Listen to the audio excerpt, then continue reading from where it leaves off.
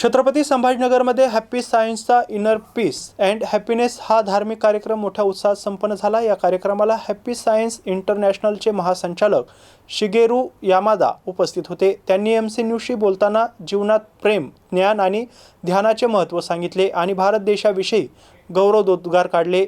यावेळी हॅपी सायन्सचे कोटा नागुची आणि सुहास काळवे यांच्यासह हॅपी सायन्स सदस्यांची उपस्थिती होती।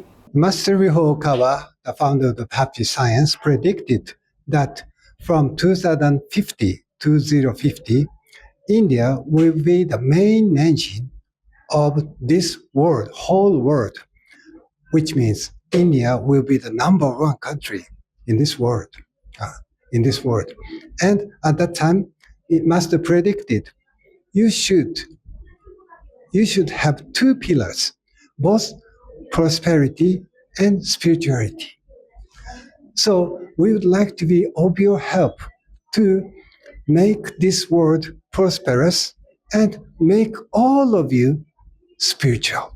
That's why I'm here, and that's why I've been doing missionary work in this country, India. Happy सायन्सचे इंटरनॅशनल हेडक्वार्टरचे डायरेक्टर शिगेरू यामादा-सान यांनी सांगितलं की भारत हा देश 2050 मध्ये नंबर 1 देश होणार आहे, फार डेव्हलप देश होणार आहे। ह्या डेव्हलपिंगच्या सोबत भारताने 2 पिलर्सची काळजी घेतली पाहिजे आणि ते म्हणजे आध्यात्मिकतेत सुद्धा पुढे गेला पाहिजे आणि उन्नतीमध्ये सुद्धा पुढे गेला पाहिजे।